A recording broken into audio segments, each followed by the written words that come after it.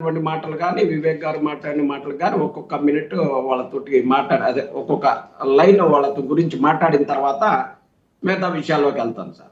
కృష్ణాంజనేయులు గారు ఈ ప్యానల్ కూటమికి అధ్యక్షుడిగా ఏమైనా మాట్లాడారేమో నాకు తెలియదు. ఎందుకంటే జనసేన మాట్లాడిన వాళ్ళు కానీ టీడీపీ వాళ్ళు మాట్లాడిన దానికన్నా కూడా గొప్పగా కృష్ణాంజనేయులు గారు వైఎస్ఆర్ కాంగ్రెస్ పార్టీ మీద కానీ జగన్ గారి మీద కానీ మాట్లాడటం జరిగింది.